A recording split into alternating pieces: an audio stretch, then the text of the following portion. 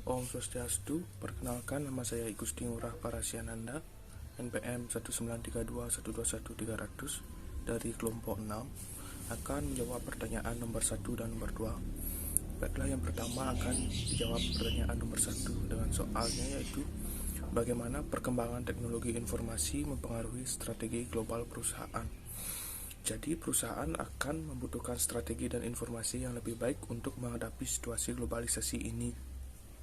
Dengan adanya teknologi informasi, perusahaan tidak hanya sekedar memajang dan menawarkan produknya di internet atau melakukan transaksi secara online, melainkan juga memanfaatkan informasi digital untuk memahami kebutuhan dan preferensi pelanggan dan mitra bisnisnya, menyampaikan produk dan layanan sesuai dengan kebutuhan.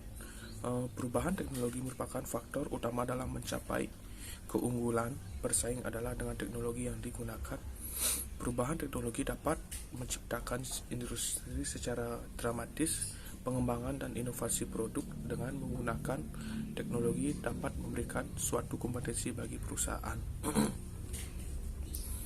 Dan pertanyaan yang kedua, yaitu apa saja faktor pendorong yang menentukan potensi globalisasi industri? Di sini terdapat 4 faktor pendorong yang menentukan potensi globalisasi industri. Yang pertama adalah pesatnya pengembangan teknologi komunikasi. Perkembangan teknologi komunikasi dan informasi yang berkembang pesat mempercepat terjadinya proses globalisasi dunia. Negara yang memiliki infrastruktur teknologi komunikasi dan informasi dapat menggunakannya di skena perkantoran, pusat bisnis, dan perusahaan. Dengan demikian, anak usia sekolah hingga di atas usia kerja dapat memanfaatkan teknologi komunikasi ini dan informasi dalam mengakses ilmu dan data sesuai kebutuhannya. Yang kedua, ada integrasi ekonomi dunia. Globalisasi juga terjadi karena adanya integrasi ekonomi dunia. Perekonomian global tidak lagi hanya didasarkan pada pertanian atau industri, tetapi didominasi kegiatan perekonomian tanpa bobot, weightless economy, dan tidak berwujud atau intangible economy. Yang ketiga, perubahan politik dunia. Menurut Anthony Giddens, perubahan politik dunia merupakan kekuatan penggerak adanya globalisasi.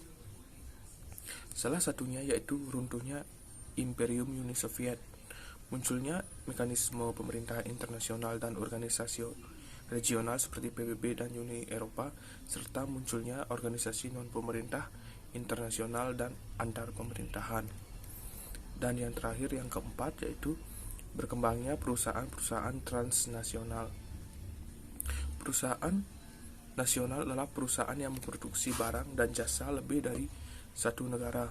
Perusahaan transnasional merupakan jantung perekonomian global karena menyebarkan teknologi baru di berbagai belahan dunia dan menjadi pelaku utama di pasar uang internasional.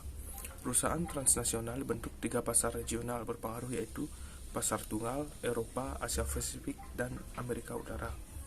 Berikut jawaban dari soal nomor 1 dan nomor 2. Sekian dan terima kasih. Om Swastiastu. Perkenalkan, nama saya Iwayan Adiwinarto, NPM 1932121078. Saya akan menjawab pertanyaan nomor 3. Bagaimana kaitan antara strategi pemasaran global dan standarisasi? Permasalahan produk yang memiliki mutu tinggi dapat dikenal oleh konsumen melalui merek yang digunakan perusahaan penghasil produk tersebut agar mutu produk yang dihasilkan selalu konsisten setiap saat diperlukan standarisasi mutu yang baik. Jadi strategi pemasaran global sangat berkaitan dengan standarisasi. Dengan demikian dapat disimpulkan untuk perdagangan global, mutu produk harus tetap sesuai dengan standar yang telah disampaikan, namun mereka produk dapat disesuaikan agar dapat diterima. Om Swastiastu, perkenalkan, nama saya Gede Bagus Gede Dipa Andika, NPM 1932121590. Baik, di sini saya akan menjawab pertanyaan nomor 4, yaitu apa manfaat dari implementasi strategi. Manfaatnya adalah pemasaran global yang akan menghasilkan produk yang berkualitas. Kompetensi yang terjadi memaksa perusahaan yang terlibat dalam global market menerapkan strategi pemasaran global yang efektif, dan salah satunya adalah dengan menciptakan produk yang berkualitas dan menarik perhatian konsumen tersebut. Om Swastiastu, perkenalkan nama saya Imade Sumartajaya, NPM 1932121152. Di sini saya akan menjawab soal nomor 6. Apa kelebihan dan kelemahan dari strategi pemasaran regional? Kelebihannya yaitu biaya produksi rendah, total penjualan meningkat karena banyaknya jenis produk yang ditawarkan. Mudahnya mendapatkan keuntungan karena adanya spesialisasi produk. Sedangkan kelemahannya, banyaknya persaingan untuk menguasai pasar. Biaya produksi tinggi karena banyaknya varian produk yang diproduksi. Risiko yang besar akan dihadapi jika selera konsumen berubah. Sekian dari jawaban saya. Terima kasih. Om Swastiastu, perkenalkan nama saya Iwayan Dodi Menda Putra, NPM 256. Saya akan menjawab pertanyaan nomor 5. Bagaimana perbedaan strategi pemasaran regional dan global? Strategi pemasaran regional dapat diartikan sebagai instrumen dan cara untuk mengatur serta mengaplikasikan proses penguatan potensi daerah dalam batas administratif tertentu yang dilakukan bersama unsur lokal terkait. Selanjutnya, sasaran pemasaran regional adalah mensinergikan kemampuan regional untuk mencapai pertumbuhan ekonomi yang kondusif. Upaya penguatan potensi daerah yang dimaksud umumnya menyangkut aspek ekonomi, image, dan identitas daerah. Pada khususnya sasaran regional marketing menitik beratkan perbaikan kemampuan bersaing dalam menarik investasi. Regional marketing dapat dibagi menjadi dua fungsi utama, yaitu fungsi komunikasi dan fungsi kerjasama dan koordinasi.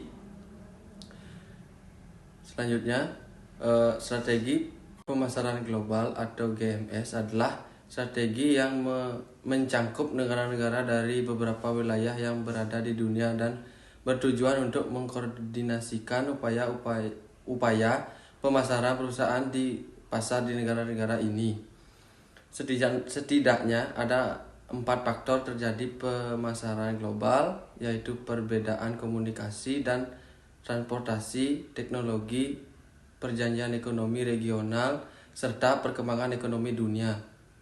Standar 4P, pemasaran, produk, harga, penempatan, dan promosi semua dipengaruhi sebagai perusahaan bergerak melalui 5 tahap evolusi untuk menjadi perusahaan global. Pada akhirnya, di tingkat pemasaran global, perusahaan berusaha untuk berbicara dengan satu suara menghadapi banyak tantangan saat membuat rencana pemasaran di seluruh dunia.